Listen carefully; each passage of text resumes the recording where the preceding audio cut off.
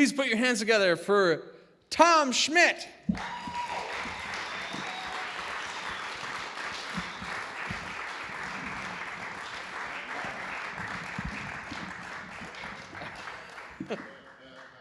What?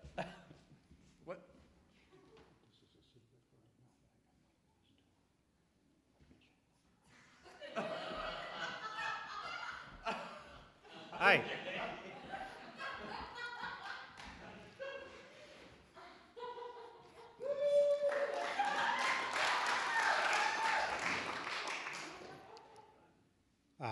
Normally, you've got a theme tonight, and I'm going to approach that theme, but I usually like to, on holidays, tell a holiday story, so it's Thanksgiving, yeah.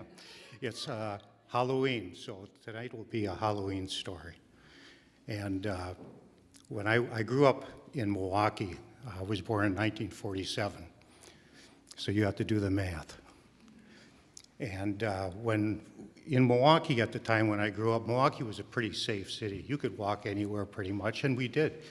As 7-year-olds, I'd take my bike and I could ride miles away from home and be back in time for supper, and then after supper you disappeared again. So Thanksgiving again, God. So Halloween was pretty much the same story, that we could roam as pretty much anywhere we wanted. My neighborhood was a highly ethnic neighborhood, and we had a lot of people from Eastern Europe, Germany, and Russia, on and on.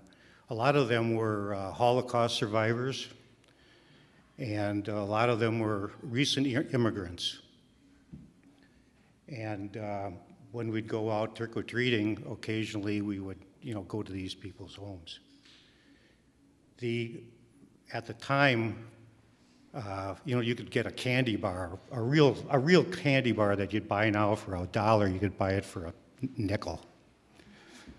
And you could get the miniatures just like we have now as well, but you'd get a few of them for a penny.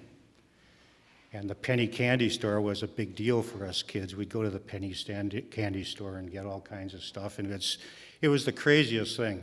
You'd walk into a store where they're selling groceries, and you'd walk up to the counter, this little kid walks up to the counter, and here's this woman standing there, and she knows what you're going to do. You've got a nickel, and that nickel, it's burning a hole in your pocket, but every penny is so precious to you.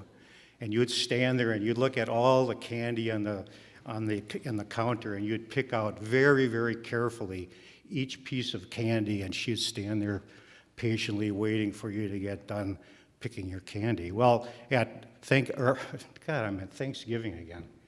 On Halloween, we would get this stuff for free. So obviously we went out like crazy with our shopping bag and our costumes on, and we'd knock on doors. And this was pre-razor blade in the apple era. So we would get apples, and we'd get candy. And at some of these homes, I think that some of these homes, it was the first time that a trick-or-treater had ever knocked on their door. And so you'd knock on their door and you'd holler trick-or-treat, and they would disappear for a while, and they'd come back, and we'd get a carrot. And it wasn't like a carrot fresh out of the grocery store. It was a shriveled carrot. And sometimes it would have greenery on it, and sometimes it wouldn't. But the best one of all was, again, knocked on a door, and I'm sure it was an ethnic family that maybe no one had ever knocked on their door before. And they disappeared for a while and came back, and I got a potato. So, that reminds me of a joke. There's these two muscle men that are on the beach. And one is named Tom, and one is named Adam. And they're both big guys, and, well, one of them's a big guy. And they're, flexing their muscles on the beach, and the women are all crowding around Tom. And so at the end of the day, Adam walks up to Tom and says, I just don't understand it. We're both really good-looking guys. We got muscles all over the place, but all the girls are around you, and I don't understand it.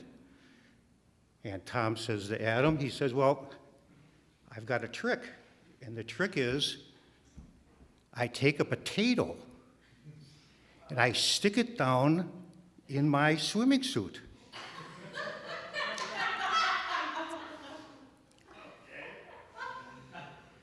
And you should do it. And so the next day, you get back on the beach, and all the women are still around Tom. And so Adam comes up at the end of the day and says, I don't understand it, Tom. Why are all the girls still around you, but they're not around me? And, you're supposed to put the potato in the front of your trunks.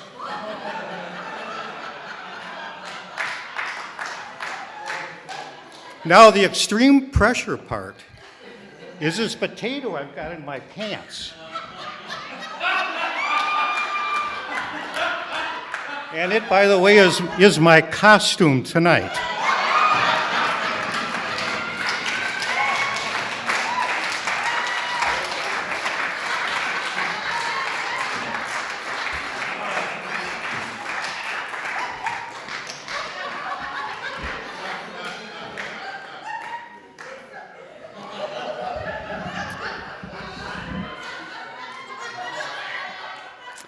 So a few things. When Tom got here tonight, he was asking me all these questions about the video live stream. And he was like, he's never done this. He goes, go up on stage and stand up to the microphone and let me see what the video is going to see. Okay. And then as I call Tom up here, he comes up. You all saw him bring me back here and whisper, right? And he said, this is a secret for now. And he said, look at my crotch.